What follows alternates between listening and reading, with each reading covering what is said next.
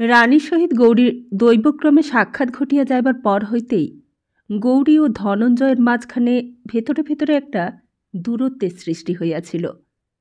পূর্বের বাধাহীন ঘনিষ্ঠ বন্ধুত্ব হ্রাস পাইয়াছিল, অথচ ঠিক মনোমালিন্যও বলা চলে না।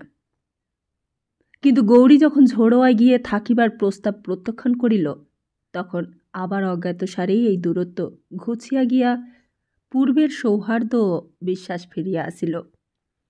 গৌরী মাঝের এই 2 দিন অন্তরের মধ্যে যেন একটু অবলম্বনহীন ও অসহায় বোধ করিতেছিল। এখন আবার সে মনে বল পাইল। একযোগে কাজ করিতে গিয়া সহকারীর প্রতি শ্রদ্ধা ও বিশ্বাসের অভাব যে মানুষকে কিরূপ বিকল করিয়া ফেলে, তাহা প্রত্যক্ষ করিয়া ও তাহার কুফল চিন্তা করিয়া দুইজনেই সন্ত্রস্ত হইয়া উঠিয়াছিলেন। বিশ্বাস ও বন্ধুত্ব পুনঃপ্রাপ্ত হইয়া উভয়েই আরামের নিঃশ্বাস ফেলিয়া বাঁচিলেন। নমস্কার, আমরা শুনছি শরদিন্দু বন্দ্যোপাধ্যায়ের লেখা ঝিন্দের বন্দি। কেমন লাগছে গল্পটি? অবশ্যই কমেন্টের মাধ্যমে জানাবেন। আর নতুন বন্ধুদের জন্য আমার অনুরোধ রইল, চ্যানেলটিকে সাবস্ক্রাইব করে পাশে থাকুন। তাহলে আসুন শুনে নিই ঝিন্দের বন্দির 5ম পর্ব। ঝিন্দে আসিয়া গৌরী আরেকটি অনুগত ও অকৃত্রিম বন্ধু লাভ করিয়াছিল। সে হল রুদ্ররূপ। বয়স দুজনেরই প্রায় সমান।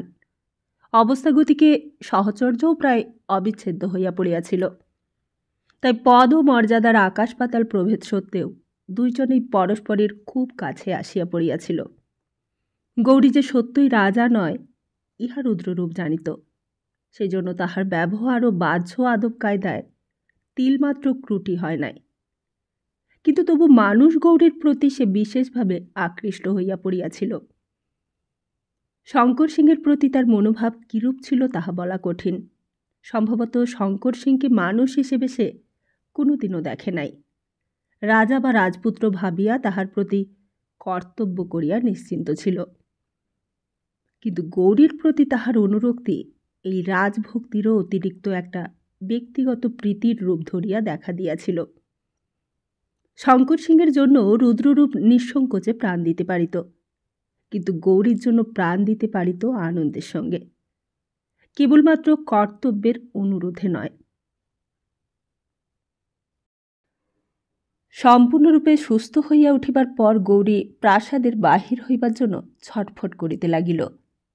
অবশ্য প্রাসাদে নিষ্কর্মার মতো তাকে বসিয়া থাকিতে হইত না, সর্বদাই কোনো না কোনো কাজে লাগিয়া থাকিত। প্রত্যহ সকালে দরবারে গিয়া বসিতে হইত। সেখানে নানাবিধ কাজ, মন্ত্রণা, দেশের বহু গণ্যমান্য লোকের সঙ্গে সাক্ষাৎ ও আলাপ করার দৈনন্দিন কর্তব্যের মধ্যে দাঁড়াইয়াছিল। তথাপি সর্বপ্রকার ব্যাপৃত থাকিয়াও তাহার মনে হইত যেন তাহার গতিবিধির চারিপাশে একটা অদৃশ্য দেওয়াল তাহাকে ঘিরিয়া আবদ্ধ করিয়া রাখিয়াছে। ধনঞ্জয়ের কাছে নগর ভ্রমণের কথা উত্থাপন করিলে তিনি মাথা নাড়িয়া বলিতেন, এখন নয়, আর 2 দিন যাক। বস্তুত নগর ভ্রমণে বাহির হওয়া যে সর্বাংশে নিরাপদ নয় তাহা গৌরীও বুঝিত। দেশে অভিষেকের উৎসব এখনও শেষ হয় নাই। এই সময় গোলমালের মধ্যে একটা দুর্ঘটনা ঘটিয়া যাওয়া বিচিত্র নয়। কিন্তু তবুও সে স্বাধীনভাবে নিজের ইচ্ছামতো ঘুরিয়া বেড়াইবার জন্য অস্থির হইয়া উঠিয়াছিল। এদিকে শঙ্কর সিংহের কোনো সংবাদই পাওয়া যাইতেছিল না। শক্তিগড়ের দিকে যাহারা তল্লাশ করিতে গিয়াছিল, তাহারা একে একে ফিরিয়া আসিয়া জানাইয়াছে যে শক্তিগড়ের অর্ধকোষের মধ্যে কাহারও যাইবার উপায় নাই। দুর্গ ঘিরিয়া থানা বসিয়া গিয়াছে। সেই গণ্ডির ভেতর কেহ পদার্পণ করিবার চেষ্টা করিলে অশেষভাবে লাঞ্ছিত হইয়া বিতাড়িত হইতেছে। দুর্গের আশেপাশে যে সকল গ্রাম আছে সেখানেও অনুসন্ধান করিয়া কোনো ফলই পাওয়া যায় নাই। গ্রামবাসীরা উদিতের প্রজা ও ভক্ত, কিছু জানিলেও বাহিরের লোকের কাছে প্রকাশ করে না। উপরন্তু কৌতূহলী জিজ্ঞাসুকে গালাগালি ও মারধর করিয়া দূর করিয়া দেয়। একজন দুঃসাহসী গুপ্তচর নৌকায় করিয়া কিস্তার দিক হইতে দুর্গ পর্যবেক্ষণ করিতে গিয়াছিল। উদিত তাহাকে ধরিয়া আনিয়া সহস্তে এমন নির্দয় প্রহার করিয়াছে যে লোকটা আধমরা হইয়া কোনো মতে ফিরিয়া আসিয়াছে। অতঃপর আর কেহই ওই অঞ্চলে যাইতে রাজি নয়। এইরূপে শঙ্কর সিংয়ের অনুসন্ধান কার্য চারিদিকে বাধাপ্রাপ্ত হইয়া এক প্রকার নিশ্চল হইয়া আছে। অভিষেকের দিন ৫-৬ পর একদিন অপরাহ্নে গৌরী ও রুদ্ররূপ প্রাসাদ সংলগ্ন ব্যায়াম গৃহে অশিক্রীড়া করিতেছিল। ধনঞ্জয় অদূরে দাঁড়াইয়া দেখিতেছিলেন এবং বিচারকের কার্য করিতেছিলেন। দেশি তলোয়ার খেলা, দীর্ঘ ঈষৎ তরবারির ফলায় সূক্ষ্ম কাপড় জড়ানো। খেলোয়াড় দুইজনের মুখ ও গ্রীবাদেশ লোহার মুখোশে ঢাকা। খেলার ঝোঁকে দুজনেই বেশ উত্তেজিত হইয়া উঠিয়াছে। মুখোশের জালের ভেতর দিয়া তাহাদের চক্ষু জ্বলিতেছে। দুইটি তলোয়ারই বলবন করিয়া ঘুরিতেছে। কদাচিৎ অস্ত্রে অস্ত্রে লাগিয়া ঝঙ্কার উঠিতেছে। কখনো একে তরবারি অন্যের দেহে লঘুভাবে স্পর্শ করিতেছে। ধনঞ্জয় মাঝে মাঝে বলিয়া উঠিতেছেন, সাব্বাস, চোট, জখম ইত্যাদি। ক্রমে রুদ্ররূপের অসি চালনায় ঈষৎ ক্লান্তি ও শিথিলতার লক্ষণ দেখা দিল। সে গৌরীর আক্রমণ প্রতিরোধ করিতে না পারিয়া পিছু হটিতে আরম্ভ করিল। তারপর হঠাৎ গৌরী তাহার ঘূর্ণিত অসিকে পাশ কাটাইয়া বিদ্যুৎ বেগে তাহার মস্তকে আঘাত করিল। শিরস্থানের উপর ঝনাত করিয়া শব্দ হইল। ধনঞ্জয় বলিয়া উঠিলেন, ফতে। দুজন যোদ্ধায় তরবারি নামাইয়া দাঁড়াইল। গৌরী মুখোশ খুলিয়া ঘর্মাক্ত মুখ মুছিতে মুছিতে সহাস্যে বলিল, সর্দার, এইবার তুমি এসো। ধনঞ্জয় নিঃশব্দে তরবারি রুদ্ররূপের হাত হইতে লইয়া গৌরীর সম্মুখে দাঁড়াইলেন। তরবারির মুঠ একবার কপালে ছোঁয়াইয়া বলিলেন, আসুন। মুখোশ পড়বে না? দরকার নেই। অসি চালনায় ধনঞ্জয়ের খ্যাতি গৌরী জানিত। সে সাবধানে নিজের দেহ যথাসাধ্য সুরক্ষিত করিয়া আক্রমণে অগ্রসর হইল। ধনঞ্জয় শুধু অসিখানা নিজ দেহের সম্মুখে ধরিয়া স্থিরভাবে দাঁড়াইয়া রহিলেন।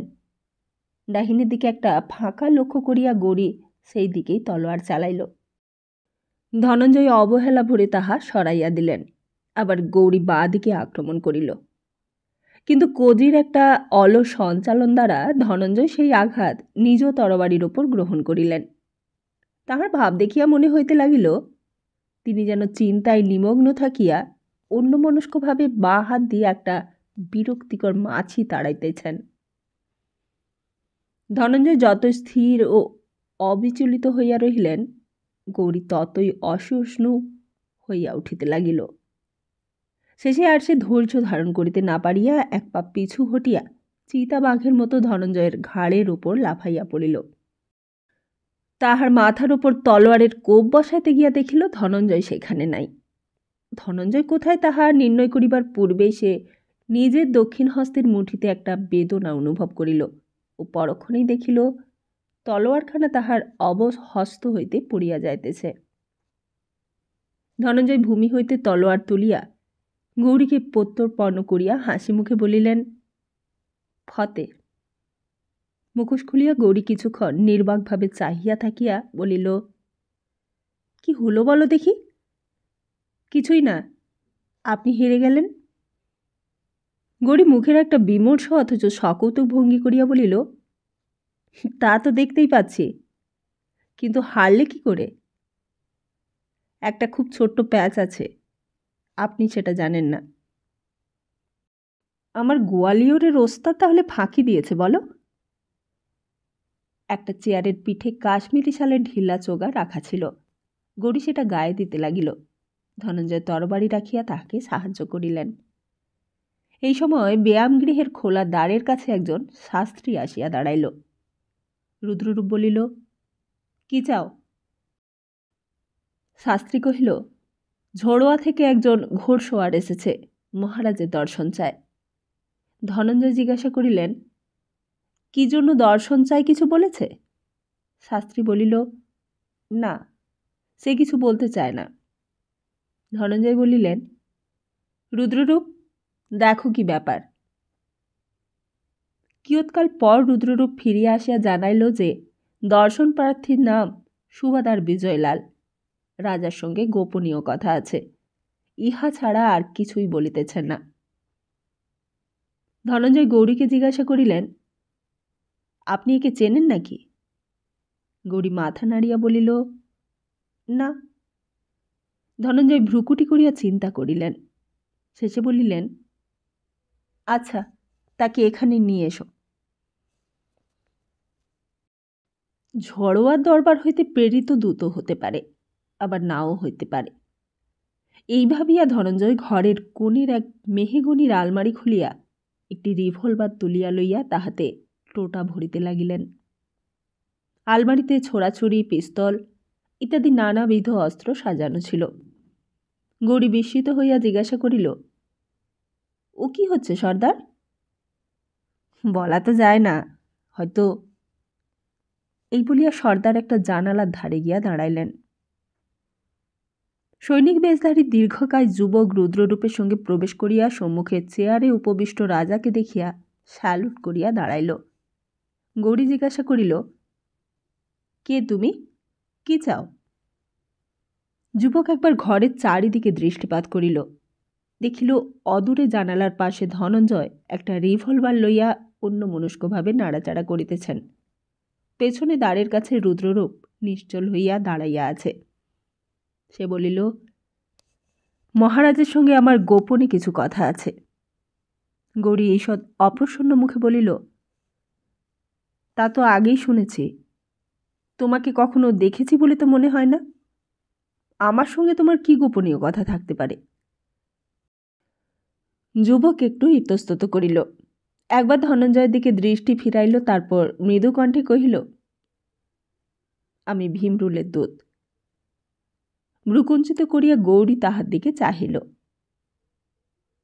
ভীমরুলের দূত? ও কৃষ্ণা? যুবক গম্ভীরভাবে মস্তক অবনত করিল। গৌরী তখন প্রফুল্ল মুখে বলিল, কৃষ্ণা ভীমরুলের দূত? এ কথা আগে বলনি কেন? তা ভীমরুলের কি সমাচার? যুবক মুখ ফিরাইয়া নীরবে ধনঞ্জয়ের দিকে চাহিল। গৌরী সহাসে বলিল, সর্দার, তুমি যেতে পারো। সুবাদারের সঙ্গে আমার কিছু কথা আছে। না না, কোনো ভয় নেই, সুবাদার পরিচিত লোকের দূত। অনিচ্ছা ভরে রিভলভার রাখিয়া ধনঞ্জয় ঘর হইতে বাহির হইয়া গেলেন। তাহার মুখ দেখিয়া বোধ হইল তিনি অপ্রসন্ন হইয়া উঠিয়াছেন। গৌরী রুদ্ররূপকে বলিল, তুমি ঘরের বাইরে পাহারায় থাকো, কেউ যেন না আসে। রুদ্ররূপ নিষ্ক্রান্ত হইয়া গেলে গৌরী উৎসুকভাবে জিজ্ঞাসা করিল, কৃষ্ণার খবর কি? যুবক উত্তর না দিয়া পাখড়ির ভেতর হইতে একটি পত্র বাহির করিয়া গৌরীর হাতে দিল। গৌরী পড়িল, তাহাতে লেখা আছে, স্বস্তি শ্রী দেবপাদ মহারাজের চরণে কৃষ্ণবাউয়ের শত শত প্রণাম। এই পত্রের বাহক সুবাদার বিজয়লাল ঝড়োয়া রাজবংশের এবং সেই সঙ্গে আমার একজন বিশ্বস্ত অনুগত কর্মচারী। তাহাকে সকল বিষয়ে বিশ্বাস করিতে পারেন। আপনি সেদিন আমার উপর রাগ করিয়া আমাকে শাস্তি দিবেন বলিয়াছিলেন। শাস্তির ভয়ে আমি অতিশয় অনুতপ্ত হইয়াছি। স্থির করিয়াছি আজ রাত্রেই প্রায়শ্চিত্ত করিব। আপনাকে উপস্থিত থাকিতে হইবে। আজ রাত্রি 10টার সময় কিস্তার পুল যেখানে ঝড়োয়ার রাজ্যে আসিয়া শেষ হইয়াছে সেইখানে বিজয়লাল উপস্থিত থাকিবে। আপনি আসিবেন। ছদ্মবেশে আসিতে হইবে, যাহাতে কেহ আপনাকে চিনিতে না পারে। একজন বিশ্বাসী পার্শ্বচর সঙ্গে লইতে পারেন। বিজয়লাল আপনাকে যথাস্থানে লইয়া আসিবে। ইতি আপনার চরণাশ্রিতা কৃষ্ণা। চিঠি মুড়িতে মুড়িতে গৌরী মুখ তুলিল। কৌতুক তরল কণ্ঠে জিজ্ঞাসা করিল, কৃষ্ণা তোমার কে? বিজয়লাল নীরবে ঘাড় হেট করিয়া রহিল। ও বুঝেছি, তুমি কৃষ্ণার ভাবি শহর। কিন্তু কৃষ্ণা হঠাৎ এত অনুতপ্ত হয়ে উঠল কেন তা তো বুঝতে পারছি না। পত্রখানা চোগার পকেটে রাখিয়া বলিল, আচ্ছা, আমি যাব। যথাসময়ে তুমি হাজির থেকো। যে আজ্ঞে মহারাজ। এই বলিয়া বিজয়লাল অভিবাদন করিয়া প্রস্থান উদ্যত হইল। গৌরী আবার বলিয়া উঠিল, কিন্তু আসল কথাটা কি বলো তো? এই নিমন্ত্রণের ভেতর একটা গূঢ় রহস্য আছে বুঝতে পারছি, সেটা কি? বিজয়লাল বলিল, তা আমি জানি না মহারাজ। বিজয়লাল গম্ভীর প্রকৃতির লোক, অত্যন্ত অল্পভাষী। তাহার শ্যামলবর্ণ দৃঢ় মুখের দিকে চাহিয়া তাহার মনের কথা কিছুই বোঝা যায় না। তবুও গৌরী যদি ভালো করিয়া লক্ষ্য করিত, তাহা হইলে দেখিতে পাইত বিজয়লালের ফৌজি গোফের আড়ালে অল্প একটু হাসি দেখা দিয়া মিলাইয়া গেল। বিজয়লাল প্রস্থান করিলে গৌরী চিঠিখানা পকেট হইতে বাহির করিয়া নাড়াচাড়া করিতে করিতে অনেকক্ষণ বসিয়া রহিল। মনের অগোচরে পাপ নাই বটে, কিন্তু আশা আকাঙ্ক্ষা প্রবৃত্তি ও কর্তব্যবুদ্ধি মিলিয়া মানুষের মনে এমন একটা অবস্থা সৃষ্টি হয়, যখন সে মনকে চোখ টাড়িতেছে কিনা নিজেই বুঝিতে পারে না। তাই কৌতূহল ও আগ্রহ যতই গৌরীর মনে প্রবল হইয়া উঠিতে লাগিল, ততই সে মনকে বুঝাইতে লাগিল যে ইহা কেবল একটা মজাদার অ্যাডভেঞ্চারের জন্য আগ্রহ।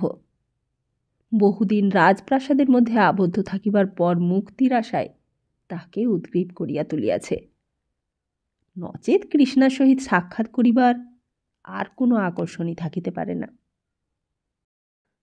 অন্তরের গূঢ়তম প্রদেশে কৃষ্ণার এই অনুতাপের মর্ম যে সে অভ্রান্তভাবে বুঝিয়াছে, এ কথা যদি তাহা জাগ্রত মনের সম্মুখে প্রকট হইয়া উঠিত, তাহা হইলে বোধ হয় সে এই নিমন্ত্রণ রক্ষা করিতে সক্ষম হইত না। অথচ পরিহাস এই যে ধনঞ্জয় সকল কথা শুনিয়া নিশ্চয়ই এই প্রস্তাবে বাধা দিবেন। ইহা অনুমান করিয়া সে আগে হইতেই মনে মনে বিদ্রোহী হইয়া উঠিল। তাই ধনঞ্জয় যখন আসিয়া জিজ্ঞাসা করিলেন, ব্যাপার কি, দুধ কিসের? তখন গৌরীর চিঠিখানা সন্তর্পণে পকেটে রাখিয়া দিয়া তাচ্ছিল্য ভরে বলিল, ও কিছুই না, আজ রাত্রে একবার নগর ভ্রমণে বার হতে হবে, সঙ্গে কেবল রুদ্ররূপ থাকবে। বিস্মিত ধনঞ্জয় বলিল, সে কি, হঠাৎ এইরকম? গৌরী বলিল, হঠাৎই স্থির করেছি। ধনঞ্জয় বলিলেন, কিন্তু রাত্রে অরক্ষিত অবস্থায় যাওয়া তো হতে পারে না। গৌরী একটু ঝাঁঝালো সুরে বলিল, নিশ্চয়ই হতে পারে, যখন আমি স্থির করেছি। ধনঞ্জয় কিছুক্ষণ অকুঞ্চিত চক্ষে গৌরীকে নিরীক্ষণ করিয়া ধীরে ধীরে বলিলেন, কিন্তু এইরকম স্থির করার কারণ জানতে পারি কি? না। গৌরী উঠিয়া দাঁড়াইল, একটু থামিয়া বলিল, ভয়ের কোনো কারণ নাই, আমরা ছদ্মবেশে থাকব, কেউই চিনতে পারবে না। কিন্তু ঝোড়োয়ায় যাওয়াটা কি আপনার উচিত হচ্ছে? গৌরীর মুখ সহসা আরক্ত হইয়া উঠিল, কিন্তু সে সংযত স্বরেই বলিল, উচিত কিনা সে কথা আমি কারোর সঙ্গে আলোচনা করতে চাই না। আমি ঝিন্দের বন্দী নই, আপাতত ঝিন্দের রাজা। ধনঞ্জয় আবার কি একটা বলিতে গেলেন, কিন্তু তৎপূর্বেই গৌরী ঘর হইতে নিষ্ক্রান্ত হইয়া গেল। শূন্য ঘরে ধনঞ্জয় কিছুক্ষণ দাঁড়াইয়া রহিলেন, তারপর অস্ফুষ্ট স্বরে বকিতে বকিতে গৌরীকে অনুসরণ করিলেন। রাত্রি আন্দাজ 8:30টার সময় সাধারণ ঝিন্দি সৈনিকের বেশ পরিধান করিয়া গৌরী ও রুদ্ররূপ বাহির হইবার জন্য প্রস্তুত হইল। যে কক্ষটায় সাজসজ্জা হইতেছিল সেটা রাজার সিঙার ঘর, অর্থাৎ ড্রেসিং রুম। চম্পাদেও ও ধনঞ্জয় উপস্থিত ছিলেন। মাথার উপর প্রকাণ্ড জরিদার রেশমি পাগড়ি বাঁধিয়া গৌরী আয়নায় সম্মুখীন হইয়া দেখিল, এই বেশে সহসা কেহই তাহাকে চিনিতে পারিবে না। চম্পা ও ধনঞ্জয়ের দিকে ফিরিয়া সহাস্যে জিজ্ঞাসা করিলেন, কেমন দেখাচ্ছে? ধনঞ্জয় গলার মধ্যে কেবল একটা শব্দ করিলেন। চম্পা সপ্রশংস নেত্রে চাহিয়া বলিল, ভারী সুন্দর দেখাচ্ছে। আপনি যদি ভিখিরির সাজ পোশাকও পরেন, তবুও আপনাকে রাজার মতোই দেখায়। গৌরী মুখে একটু ভঙ্গিমা করিয়া বলিল, তা বটে, বনেদি রাজা কিনা। এখন চললাম, তুমি কিন্তু লক্ষ্মী মেয়েটির মতো ঘুমিয়ে পড়ো গিয়ে, আমার জন্য জেগে থেকো না। যদি জেগে থাকো, কাল সকালেই তোমাকে বাপের কাছে পাঠিয়ে দেব। এত বড় শাসন বাক্যে ভীত হইয়া চম্পা ক্ষীণ স্বরে বলিল, আচ্ছা। চম্পাকে জব্দ করিবার একটা অস্ত্র পাওয়া গিয়াছে বুঝিয়া গৌরী মনে মনে হৃষ্ট হইয়া উঠিল। ধনঞ্জয় বিরস গম্ভীর মুখে বলিলেন, আপনি ফিরে না আসা পর্যন্ত আমাকে কিন্তু জেগে থাকতে হবে। অপরাহ্নে ধনঞ্জয়ের প্রতি রূঢ়তায় গৌরী মনে মনে একটু অনুতপ্ত হইয়াছিল। বলিল, তা বেশ তো সর্দার, কিন্তু বেশিক্ষণ জেগে থাকতে হবে না, আমি শিগগির ফিরব। প্রাসাদের পাশে একটা ছোট ফটক দিয়া দুইজনেই পদব্রজে বাহির হইল। ফটকের শাস্ত্রী রুদ্ররূপের গলা শুনিয়াই পথ ছাড়িয়া দিল। তাহার সঙ্গীটি কে তাহা ভালো করিয়া দেখিল না। প্রাসাদের প্রাচীর বেষ্টনী পার হইয়া উভয়েই সিংগড়ের কেন্দ্রস্থলে, যেখানে প্রকৃত নগর, সেই দিকে যাত্রা করিল। নগরে তখনও রাজ অভিষেকের উৎসব সম্পূর্ণ শেষ হয় নাই। এখনও গৃহে গৃহে দীপাবলি জ্বলিতেছে, দোকানে দোকানে পতাকা, মালা ইত্যাদি দুলিতেছে। তবুও আনন্দের প্রথম উদ্দীপনা যে অনেকটা ক্লান্ত হইয়া পড়িয়াছে, তাহাতে কোনো সন্দেহ নাই। ছোট্ট রাজ্য হইলেও রাজধানীটি বেশ বড় এবং সমৃদ্ধ। শহরের যেটি প্রধান বাজার, তাহাতে বহু লোকের ব্যস্ত গমনাগমন ও যানবাহনের অবিশ্রাম যাতায়াত বাণিজ্য লক্ষ্মীর কৃপাদৃষ্টিকে ইঙ্গিত করিতেছে। অপেক্ষাকৃত সংকীর্ণ রাস্তার দুই ধারে উচ্চ ৩-৪ তলা ইমারত। কলিকাতার বড় বাজারের সংকুচিত সংস্করণ বলিয়াই মনে হয়। উৎসুক চক্ষে চারিদিকে দেখিতে দেখিতে গৌরী নিজের বর্তমান অবস্থার কথা প্রায় ভুলিয়াই গিয়াছিল। সে যে গৌরীশঙ্কর রায় এইখানে আসিবার পর হইতে এই কথাটা এক প্রকার চাপা পড়িয়া গিয়াছিল। অভিনয় করিতে করিতে অভিনেতাটির মনেও একটু আত্মবিস্মৃতি জন্মিয়াছিল। কিন্তু এখন সে আবার নিজের চোখ দিয়া দেখিতে দেখিতে এই নতুনত্বের রস আস্বাদন করিতে করিতে চলিল, যেন বহুদিন পর নিজের হারানো সত্তাকে ফিরিয়া পাইল। শহরের জনাকীর্ণ রাস্তায় তাহাদের মতো বেশধারী বহু ফৌজি সিপাহী ও নায়ক হাবিলদার প্রভৃতি ক্ষুদ্র সেনানী ঘুরিয়া বেড়াইতেছিল। উপরন্তু এই রাজ্যাভিষেকের পর্ব উপলক্ষে জঙ্গি ইউনিফর্ম পরা একটা ফ্যাশন হইয়া দাঁড়াইয়াছিল। তাই গৌরী ও রুদ্ররূপ কাহারও বিশেষ মনোযোগ আকর্ষণ করিল না। বাজারের চৌমাথায় একটা পানওয়ালির দোকানে খুশবুদার পান কিনিবার জন্য গৌরী দাঁড়াইল। দোকানের সম্মুখে বেশ ভিড় ছিল, কারণ এই দোকানের পান শুধু বিখ্যাতই নয়, পানওয়ালিও রূপসী এবং নবযৌবনা। রুদ্ররূপ পান কিনিবার জন্য ভিড়ের মধ্যে ঢুকিল। বাহিরে দাঁড়াইয়া অলসভাবে এই দিক ওদিক চাহিতে চাহিতে হঠাৎ গৌরীর নজরে পড়িল অনতি দূরে রাস্তার অপর পারে একটা মণিহারির দোকান। দোকানটি বেশ বড়, কাজ ঢাকা জানালায় বিলাতি প্রথায় বহুবিধ মূল্যবান ও চিত্তাকর্ষণ পণ্য সাজানো রহিয়াছে, এবং প্রবেশদ্বারের মাথার উপর বড় বড় সোনালী অক্ষরে সাইনবোর্ড লেখা রহিয়াছে, প্রহ্লাদচন্দ্র দত্ত, মণিহারির দোকান। গৌরীর একটু ধোঁকা লাগিল। প্রহ্লাদচন্দ্র দত্ত বাঙালি নাকি? প্রহ্লাদ নামটা বাঙালির মধ্যে খুব চলিত নয়, কিন্তু প্রহ্লাদচন্দ্র? ভারতবর্ষের অন্য কোনো জাতি তো নামের মধ্যস্থলে চন্দ্র ব্যবহার করে না। শুধু প্রহ্লাদ দত্ত হইলে অন্য জাতি হওয়াটা সম্ভব ছিল। গৌরী উত্তেজিত হইয়া উঠিল। বাঙালি সন্তান এই সুদূর বিদেশে আসিয়া ব্যবসা ফাঁদিয়া বসিয়াছে। রুদ্ররূপ সুগন্ধি মশলাদার পান আনিয়া হাতে দিতেই গৌরী জিজ্ঞাসা করিল, রুদ্ররূপ, ওই দোকানের সাইনবোর্ডটা দেখেছ? কোন দেশের লোক আন্দাজ করতে পারো? রুদ্ররূপ বলিল, না, পাঞ্জাবি হতে পারে। গৌরী বলিল, হুম, বোধহয় বাঙালি। এসো দেখা যাক। রাস্তা পার হইয়া উভয়ে দোকানে প্রবেশ করিল। দোকানের ভেতরটি বেশ সুপরিসর। গোটা চারেক ডে লাইট ল্যাম্প মাথার ওপর জ্বলিতেছে। দূরে ঘরের পেছন দিকে দোকানদারের গদি। দোকানে প্রবেশ করিয়া প্রথমে গৌরী কাহাকেও দেখিতে পাইল না। তারপর দেখিল গদির বিছানার উপর মুখোমুখি বসিয়া দুইজন লোক নিম্ন স্বরে কথা কহিতেছে। তুমি না গেলে চলবে না, আমাকে এক্ষুনি ফিরতে হবে।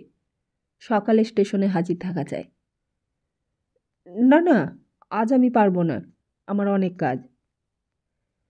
এক পক্ষের অনিচ্ছা, অন্য পক্ষের সাগ্রহ উপরোধ অস্পষ্টভাবে গৌরী শুনিতে পাইল। রুদ্ররূপ একবার তাহাদের দিকে চাহিয়াই চোখ ফিরাইয়া লইল, মৃদুস্বরে বলিল, পেছন ফিরে দাঁড়ান, চিনতে পারবে। দুইজনে পেছন ফিরিয়া জানালায় পণ্য দেখিতে লাগিল। গৌরী জিজ্ঞাসা করিল, কে ওরা? একজন ঝিন্দের স্টেশন মাস্টার স্বরূপ দাস, অন্যটি বোধহয় দোকানদার। চলুন, এখানে আর থেকে কাজ নেই, একটু দাঁড়াও। মিনিট পাঁচেক পর স্টেশন মাস্টার অসন্তুষ্টভাবে বকিতে বকিতে চলিয়া গেল। তাহার কয়েকটি অসংলগ্ন কথা গৌরীর কানে পৌঁছিল। এই রাত্রে শক্তিগড়ে যাওয়া, কাল সকালেই আবার স্টেশন। শক্তিগড় শুনিয়া গৌরী কান খাড়া করিয়াছিল, কিন্তু আর কিছুই শুনিতে পাহিল না। এতক্ষণে দোকানদারের হুঁশ হইল যে দুইজন গ্রাহক দোকানে আসিয়াছে। সে উঠিয়া আসিয়া জিজ্ঞাসা করিল, কা চাহিয়ে বাবু সাহেব? পশ্চিমী ধরনের কাপড় ও ছিটে চুড়িদার পাঞ্জাবি পরা দোকানদারকে দেখিয়া বা তাহার কথা শুনিয়া কাহার সাধ্য আন্দাজ করে যে সে পুরোপুরি খোট্টা নয়। গৌরী তাহার সম্মুখীন হইল, তাহার আপাত মস্তক নিরীক্ষণ করিয়া বাংলা ভাষায় বলিল, তুমি বাঙালি? লোকটি প্রথমে একটু ভাবা চাকা খাইয়া গেল, তারপর তীক্ষ্ণ দৃষ্টিতে গৌরীর মুখের দিকে চাহিয়াই সভয়ে দুই পা পিছাইয়া গিয়া আভূমি অবনত হইয়া অভিবাদন করিল। চক্ষু বিস্ফোরিত করিয়া দুইবার ঢোক গিলিয়া বলিল, হ্যাঁ, আমি বাঙালি। মহারাজ, আপনি? আপনি? চুপ। গৌরী ঠোঁটের উপর আঙুল রাখিল। তুমি কতদিন এখানে আছো? হাত জোড়ো করিয়া প্রহ্লাদ বলিল, আগে প্রায় 15 বছর এখানেই বসবাস করছি। গৌরী জিজ্ঞাসা করিল, তুমি কায়স্থ? বাড়ি কোন জেলায়? প্রহ্লাদ বলিল, আগে কায়স্থ, বাড়ি বীরভূম জেলায়, কিন্তু 15 বছর দেশের মুখ দেখিনি। মাঝে মাঝে যেতে বড় ইচ্ছে করে, কিন্তু কারবার ফেলে আর যেতে পারি না। দেশে তোমার আত্মীয় স্বজন কেউ নেই? আগে না, দূর সম্পর্কের খুড়ো জ্যাঠা যারা ছিল তারা বোধহয় এতদিনে মরে হেজে গেছে। আমি এই দেশেই বিবাহাদি করেছি। বাংলাদেশের কায়স্থ সন্তান ঝিন্দে আসিয়া কিভাবে বিবাহাদি করিয়া ফেলিল, গৌরী তা ঠিক বুঝিল না, কিন্তু প্রহ্লাদ লোকটিকে তাহার মনে মনে বেশ পছন্দ হইল। সে যে অত্যন্ত চতুর লোক, এ সামান্য কথাবার্তাতেই তাহা সে বুঝিতে পারিয়াছিল। গৌরী বলিল, বেশ বেশ, খুব খুশি হলাম। তা আমাকে যখন চিনতেই পেরেছ তখন বলি, আমি অপ্রকাশ্যভাবে নগর পরিদর্শন করতে বেরিয়েছি। এ কথা জানাজানি হয় আমার ইচ্ছা নয়। তুমি হুঁশিয়ার লোক, তোমাকে বেশি বলবার দরকার নেই। এখন তোমার দোকানে উপহার দেবার মতো ভালো জিনিস কি আছে দেখাও। যে আগে মহাশয়। প্রহ্লাদ ভালো মানুষের মতো একটু বিনতি হাস্য করিয়া বলিল, আপনি এত সুন্দর বাংলা বলেন যে আশ্চর্য হতে হয়। বাঙালি ছাড়া এরকম বাংলা বলতে আমি আর কাউকেই শুনিনি। তাহার মুখের উপর দৃষ্টি স্থাপিত করিয়া গৌরী বলিল, তাই নাকি? তবে কি তোমার মনে হয় আমি বাঙালি? না না, সে কি কথা মহারাজ, আমি বলছিলাম আমি অনেকদিন বাংলাদেশে ছিলাম, তাই ভালো বাংলা বলতে পারি, বুঝলে? প্রহ্লাদ তাড়াতাড়ি সম্মতি জ্ঞাপক ঘাড় নাড়িল। তারপর স্বয়ং অগ্রগামী হইয়া দোকানের বহুবিধ শৌখিনী ও মহার্ঘ পণ্য সম্ভার দেখাইতে লাগিল। গজদন্ত ও সোনারূপার কারুশিল্পের জন্য ঝি প্রসিদ্ধ। অধিকন্তু অন্যান্য দেশ বিদেশের বাহারের শিল্পও আছে। গৌরী পছন্দ করিয়া কয়েকটি জিনিস কিনিল। কিনিবার প্রয়োজন ছিল বলিয়া নয়, স্বদেশীবাসী দোকানদারের প্রতি মমতাবশতই প্রায় 500-700 টাকার জিনিস খরিদ হইয়া গেল। গৌরী মনে মনে স্থির করিল খেলনাগুলি সে চম্পাকে উপহার দিবে। একটি বৈদ্যুতিক টর্চ গৌরীর ভারী পছন্দ হইল। হাতি দাঁতের একটা ভুট্টা প্রায় 9 ইঞ্চি লম্বা, তাহার ভেতরটা ফাঁপা। সে পুরিবার ব্যবস্থা আছে, সম্মুখে কাঁচ বসানো। ভুট্টার গায়ে একটি মাত্র লাল দানা আছে, সেটি টিপলেই বিদ্যুৎ বাতিটি জ্বলিয়া ওঠে। টর্চটি হাতে লইয়া গৌরী বলিল, এটা আমি সঙ্গে নিলাম, বাকিগুলো প্রাসাদে পাঠিয়ে দিও, কাল দাম পাবে। আহ্লাদিত প্রহ্লাদ করজোড়ে বলিল, জো হুকুম। দোকান হইতে বাহির হইয়া দুইজনে নীরবে দক্ষিণ মুখে চলিল। এই পথে রিজু রেখায় গিয়া কিস্তার পুলের ওপর দিয়া ঝড়োয়ায় পৌঁছিয়াছে। ক্রমেই দোকানপাট শেষ হইয়া পথ জনবিরল হইতে আরম্ভ করিল। দুই পাশে আরও ঘন সন্নিবিষ্ট বাড়ি নাই, মাঝে মাঝে তরুবিথি, তরুবিথির পশ্চাতে কচি 2-1খানা বড় বড় বাড়ি, অধিকাংশটাই ফাঁকা মাঠ। জিন্দের পথে আলোকের ব্যবস্থা ভালো নয়, বিদ্যুৎ এখনও সেখানে প্রবেশ লাভ করে নাই। দূরে দূরে এক একটা কেরোসিন ল্যাম্পের স্তম্ভ, তাহা হইতে যে ক্ষীণ আলোক বিকীর্ণ হইতেছে, পথ চলার পক্ষে তাহা যথেষ্ট নয়। নবকৃত টর্চটা মাঝে মাঝে জ্বালিয়া গৌরী চলিতে লাগিল। মাইলখানেক পথ এইভাবে চলিবার পর একটা প্রকাণ্ড কম্পাউন্ডের লোহার রেলিং রাস্তার ধার দিয়া বহুদূর পর্যন্ত গিয়াছে দেখিয়া গৌরী টর্চের আলো ফেলিয়া ভেতরটা দেখিবার চেষ্টা করিল। বিশেষ কিছুই দেখা গেল না, কেবল একটা অন্ধকার দর্শন, বাড়ির আকার অস্পষ্টভাবে চোখে পড়িল। রুদ্ররূপ বলিল, এটা উদিতের বাগান বাড়ি।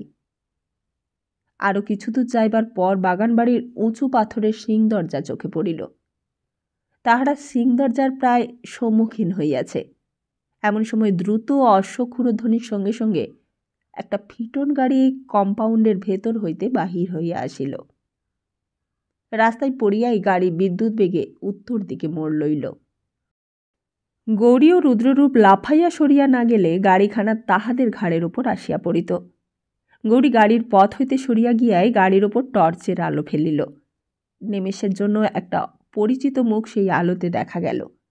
তারপর জুড়ি ঘোড়ার গাড়ি তীরবেগে অন্ধকার পথে অদৃশ্য হইয়া গেল।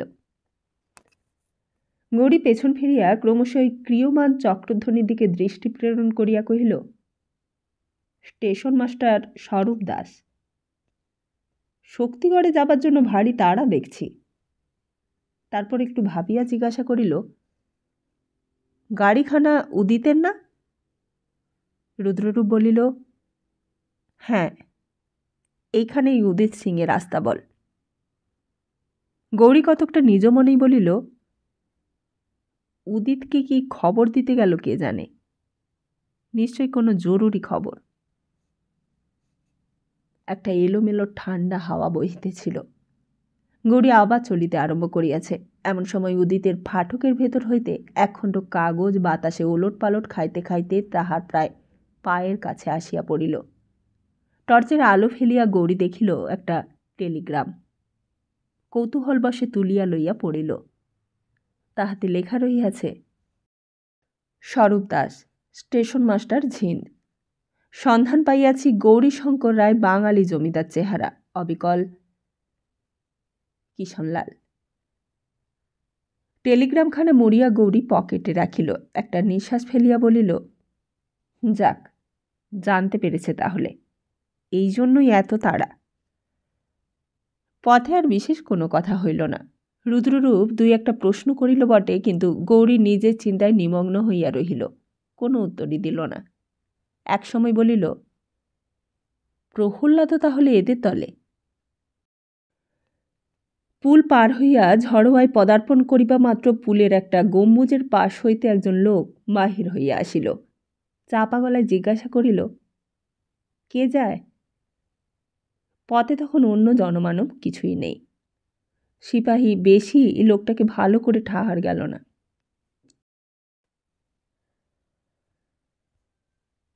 পুল পার হইয়া ঝড়োয়ায় পদার্পণ করিবা মাত্র পুলের একটা গম্বুজের পাশ হইতে একজন লোক বাহির হইয়া আসিল।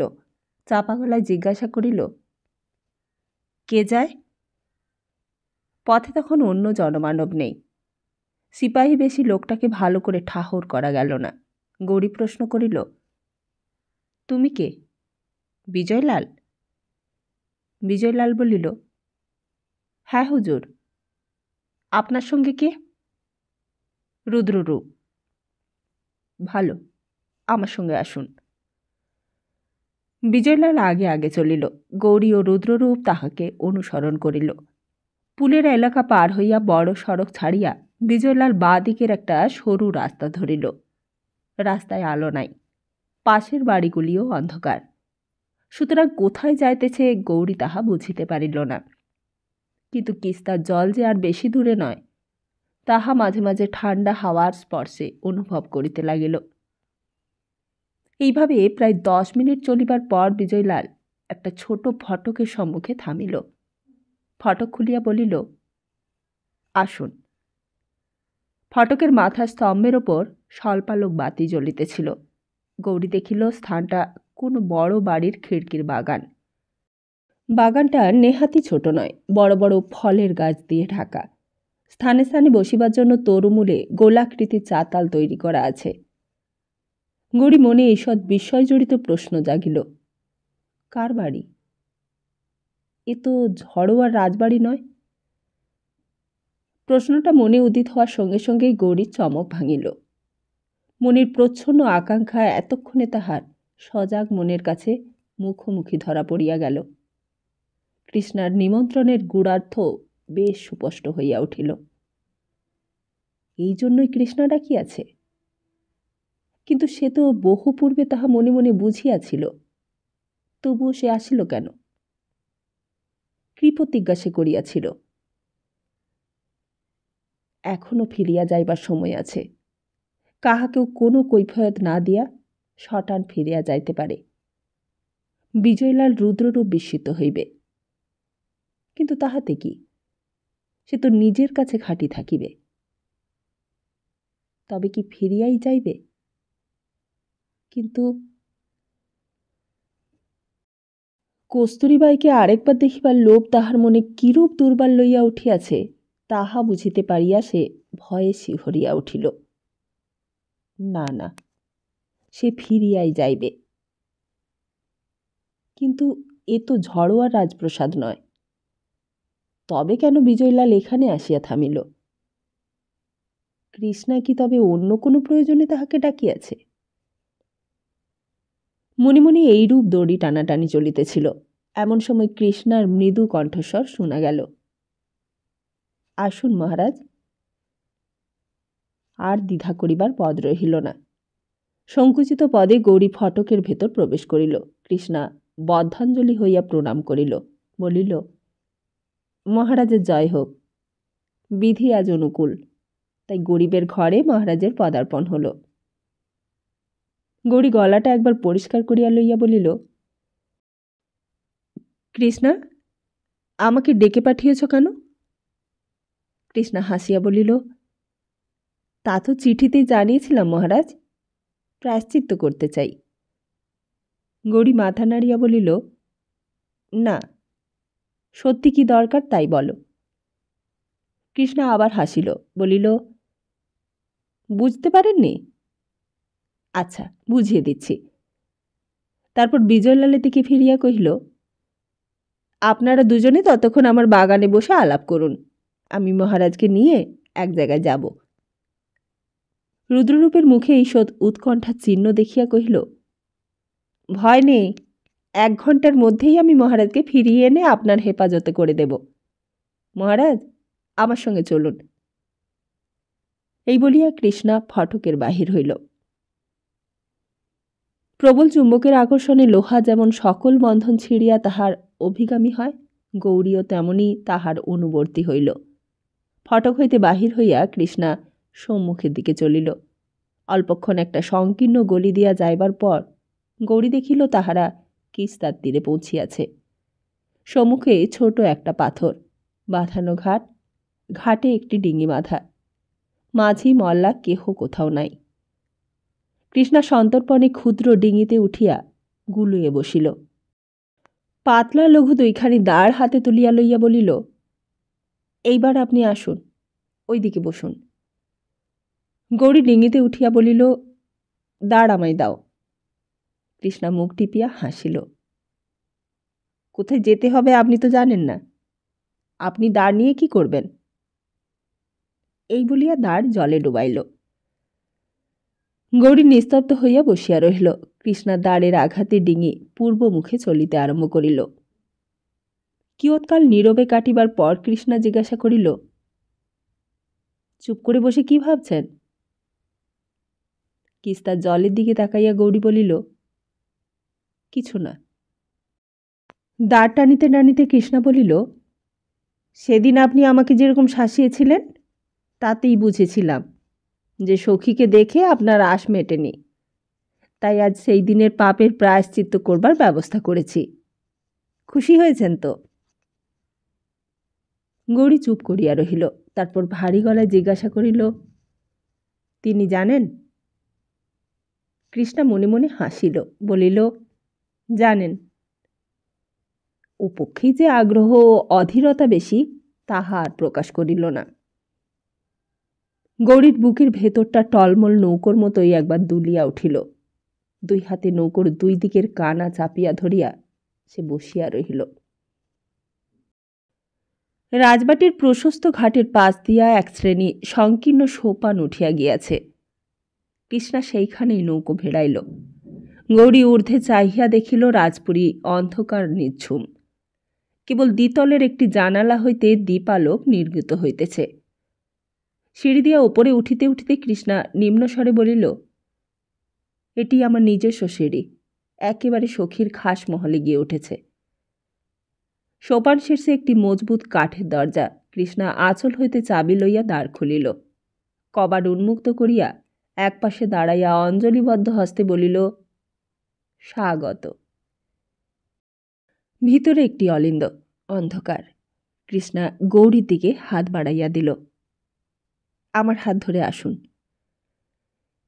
অলিন্দ পার হইয়া একটি নাতি বৃহৎ ঘর, মেঝেই গালিচা পাতা।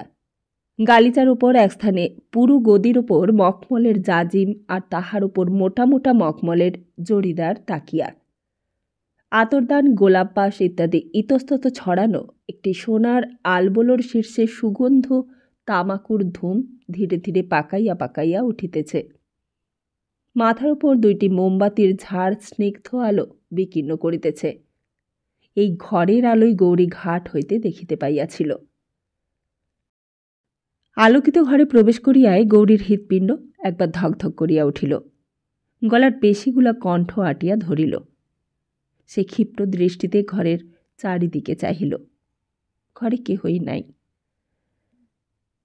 আপনি ততক্ষণে বসে তামুক খান, আমি এক্ষুনি আসছি। এই বলিয়া গৌরীকে বসাইয়া হাসি মুখে কৃষ্ণা প্রস্থান করিল। দুইখানা ঘরের পরেই কস্তুরীর শয়নকক্ষ। ঘর প্রায় অন্ধকার, কেবল এক কোণে একটি বাতি জ্বলিতেছে। কৃষ্ণা ঘরে প্রবেশ করিয়া চারিদিকে চাহিল।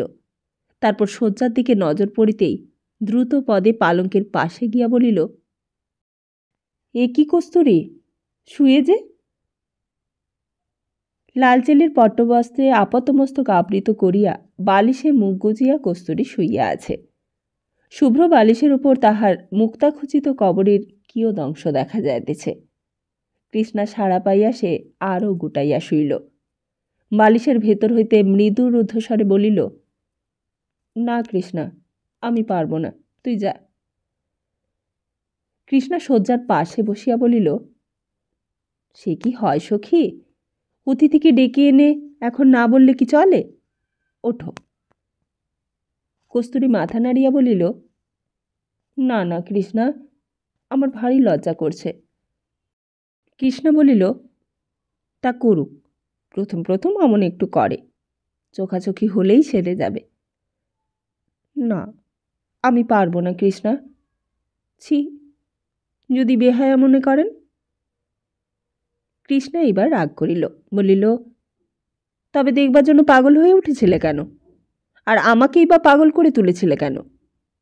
মহামান্য অতিথিকে নিমন্ত্রণ করে নিয়ে এসে দেখা না করে ফিরিয়ে দেবে, তাতে তিনি কিছু মনে করবেন না? কস্তুরী কাতস্বরে বলিল, তুই রাগ করিস না কৃষ্ণা, আমি যে পারছি না। এই দেখ আমার হাত পা কেমন কাঁপছে। এই বলিয়া কৃষ্ণার হাত লইয়া বুকের উপর রাখিল। কৃষ্ণা তাহার কানের কাছে মুখ লইয়া গিয়া চুপি চুপি বলিল, সখী, বুক কাঁপছে বলে ভয় করলে চলবে কেন? আজ প্রিয়তম তোমার ঘরে এসেছেন। আজ তো রোমে রোমে হরখিলা লাগবেই। আজ কি লজ্জা করে বিছানায় শুয়ে থাকতে আছে? ওঠো, ওঠো সখী। নযুক্তং অকৃত সৎকারং অতিথি বিশেষং উজ্জিতা স্বচ্ছন্দতে গমনং তুরি শয়নম। এই বলিয়া হাসিতে হাসিতে তাহার হাত ধরিয়া টানিয়া তুলিল। কস্তুরী কৃষ্ণার কাঁধে মাথা রাখিয়া চুপি চুপি বলিল, সেদিন আচমকা দেখা হয়েছিল, কিন্তু আজ এমনভাবে সেজে গুজে তার কাছে যেতে বড্ড লজ্জা করবে যে কৃষ্ণা। কৃষ্ণা বলিল, আচ্ছা বেশ, আজ তোমার লজ্জায় দেবতাকে ভোগ দিও, তাতেও ঠাকুর খুশি হবেন। আর দেরি করো না, তিনি কতক্ষণ একলাটি বসে আছেন। কস্তুরী উঠিয়া দাঁড়াইল। আচ্ছা, তুই কিন্তু থাকবি তো? থাকবো, যতক্ষণ তোমাদের বিয়ে না হচ্ছে ততক্ষণ তোমার সঙ্গ ছাড়ছি না। আচ্ছা, তুই তবে এগিয়ে যা, আমি যাচ্ছি। দেখো আবার যেন শুয়ে পড়ো না কিন্তু। আর বরের জন্য নিজে হাতে করে পান নিয়ে এসো। এই বলিয়া কৃষ্ণা প্রস্থান করিল। তাকিয়ায় ঠেস দিয়া গৌরী সুকুঞ্চিত করিয়া বসিয়াছিল। কৃষ্ণা ফিরিয়া আসিতেই সে উঠিয়া দাঁড়াইল। ঈষৎ রুক্ষস্বরে বলিল, কৃষ্ণা, আমাকে ফিরিয়ে নিয়ে চলো। অবাক হইয়া কৃষ্ণা তাহার মুখের পানে তাকাইল। সে কি মহারাজ, আপনি কি রাগ করলেন? না না কৃষ্ণা, তুমি আমার কথা বুঝবে না, শিগগির আমাকে এখান থেকে নিয়ে চলো। কিন্তু সখী যে এই এলেন বলে। তিনি আসবার আগেই আমি চলে যেতে চাই, চলো। এই বলিয়া সে কৃষ্ণার হাত ধরিল। কিন্তু আমি যে কিছুই বুঝবে না, তোমরা কেউই বুঝবে না, হয়তোবা কোনো দিনই, কিন্তু এখন সে কথা থাক, চলো। কৃষ্ণাকে সে একরকম জোর করিয়াই দ্বারের দিকে টানিয়া লইয়া চলিল। অলিন্দের সম্মুখে পৌঁছিয়া সে একবার ফিরিয়া চাহিল। তাহার গতি শিথিল হইয়া গেল। বুকের ভেতর রক্ত তোলপাড় করিয়া উঠিল। ঘরের অপর প্রান্তে দ্বারের সম্মুখে কস্তুরী আসিয়া দাঁড়াইয়াছে। তাহার হাতে পানের কড়স্ক, পরিধানে রক্তের মতো রাঙা চেলি, চোখে ঈষৎ বিস্ময়ের স্থির দৃষ্টি। গলার মধ্যে একটা অস্ফুষ্ট শব্দ করিয়া গৌরী মুখ ফিরাইয়া লইল। তারপর অন্ধের মতো সেই অলিন্দের ভেতর দিয়া কৃষ্ণাকে টানিয়া লইয়া চলিল। কৃষ্ণার হাত যে তাহার বজ্রমুঠিতে বাঁধা আছে তাহা সে ভুলিয়াই গিয়াছিল।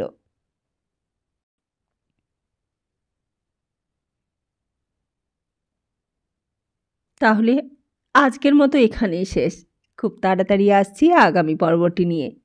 ততদিন ভালো থাকুন, সুস্থ থাকুন, আর সবাইকে ভালো রাখুন। নমস্কার।